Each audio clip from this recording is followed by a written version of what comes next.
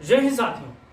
आज बात करेंगे एक ऐसे शख्स की, एक ऐसे छत्रप की श्रावस्ती लोकसभा में किसी भी पार्टी का समीकरण बिगाड़ने में, बनाने में, अपने दम पर वो चुनाव जिताने में, हराने में सक्षम है साथियों। उस ऐसे शख्स की बात करेंगे जो महज 42,000 वोटों से 2009 का लोकसभा चुनाव हार गया था साथियों। कई बार जिला पंचायत अध्यक्ष इनके घर का रहा, कई बार सांसद भी रहे, कई बार विधायक भी रहे, लेकिन आज समाजवादी पार्टी से दावेदारी कर रहे हैं साथियों। बड़े मजबूत ऐसे दावेदार के बारे में आज बताएंगे, आपको रूबरू कराएंगे। ऐसे लोकसभा क्षेत्र से आते हैं, उनका नाम है रिजवान जहीर साहब। संघर्ष करने वाले इंसान हैं, सामंतवादी ताकतों से लड़ते रहते हैं, भिड़ते रहते हैं और नतीजा भुगतते रहते हैं साथियों। फर्जी केसों में अंदर रहते हैं, फर्जी प्रकार के तरह तरह के इनके ऊपर मुकदमे हैं साथियों। लेकिन सुनने में आया है कि ये लगातार समाजवादी पार्टी से दावेदारी कर रहे हैं साथियों। क्या समाजवादी पार्टी के अध्यक्ष अखिलेश यादव इनको 2024 लोकसभा चुनाव का प्रत्याशी बनाएंगे? अब इनकी राजनीतिक इतिहास आपके सामने रखते हैं साथियों। 2009 का चुनाव था, कांग्रेस पार्टी ने विनय कुमार पाड़े को यहां पर मैदान में उतारा था। उस समय कांग्रेस की बहुत लहर थी साथियों। कांग्रेस पार्टी ने यहां पर 2,15,556 वोट हासिल किए थे। फिर वहीं पर रिजवान जहीर ने 1,60,000 वोट हासिल किए थे साथियों। यहां पर रिजवान जहीर साहब को 42,000 वोटों से हार मिलती है साथियों, क्योंकि ये इनकी राजनीति की ऐसी सबसे बड़ी हार थी, सबसे अंतिम हार थी, क्योंकि अब यहां से कोई चुनाव इन्होंने नहीं जीता था साथियों। समय बदल चुका था, अब आया 2024 का चुनाव। अखिलेश यादव से लगातार मिलते रहते हैं 2022 के चुनाव में। जिस हिसाब से जब से समाजवादी पार्टी ने 2022 के चुनाव में समाजवादी पार्टी के पूर्व विधायक मसूद खान साहब को यहां पर उम्मीदवार बनाया था, तो इन्होंने बागी तेवर अपनाते हुए अपने बेटी का पर्चा भरवाया था और वहां पर 2022 के चुनाव में समाजवादी पार्टी को वहां पर करारी हार मिली थी साथियों। अगर दोनों में से एक चुनाव में बैठ जाते साथियों, चाहे वो मसूद आलम खान चुनाव में बैठ जाते, चाहे रिजवान जहीर चुनाव में बैठ जाती, तो समाजवादी पार्टी का वो एक सीट निकल आता साथियों।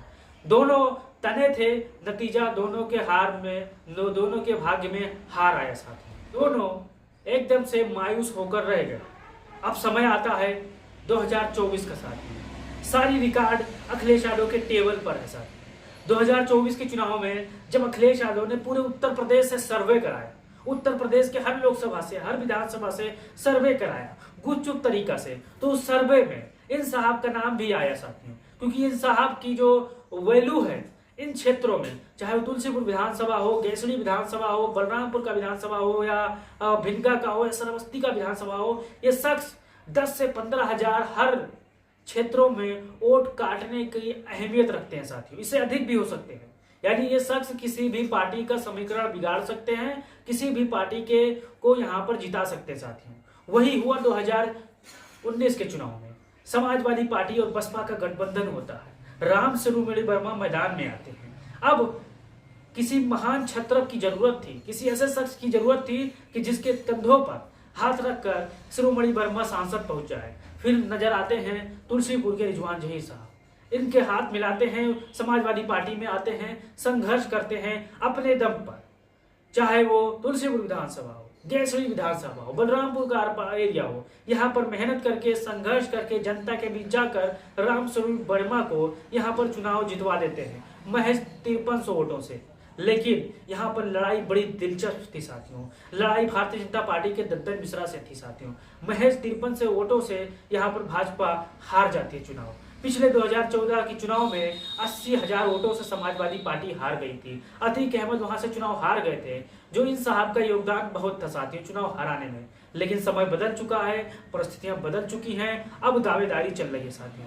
पुरानी बातों को भुलाकर नए तरह से खेल शुरू करने में, नए तरीका से समाजवादी पार्टी से जोड़ने में सक्षम हो चुके हैं साथियों। अब लगातार ये देखना है कि श्रावस्ती लोकसभा से ये दावेदार अगर होते हैं तो समाजवादी पार्टी यहाँ पर बड़ी मजबूती के साथ चुनाव लड़ेगी और चुनाव जीत भी लेगी साथियों।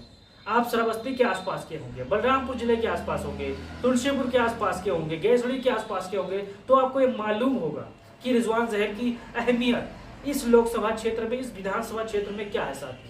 लगातार संघर्ष करने वाले इंसान हैं, लगातार अपने जिले में मेहनत करने वाले इंसान हैं। अब ये बात की बात है कि समाजवादी पार्टी के अध्यक्ष अखिलेश यादव इनकी दावेदारी स्वीकार करते हैं या किसी और प्रत्याशी को दावेदारी के रूप में उन्हें प्रत्याशी स्वीकार करते हैं साथियों। अब कमेंट बॉक्स में आप बताइएगा रिजवान ज़हीर के बारे में, क्या सबसे मजबूत प्रत्याशी यही श्रावस्ती लोकसभा से हो सकते हैं? अगर अखिलेश यादव इनको प्रत्याशी बना देते हैं तो क्या ये सीट निकाल लेंगे? सारी की सारी बातें आप यहाँ पर बताइएगा और हमसे जुड़ सकते हैं व्हाट्सएप के माध्यम से, वीडियो भी शेयर करते हैं, चैनल को सब्सक्राइब कर सकते हैं। जय हिंद, जय भारत, जय समाज।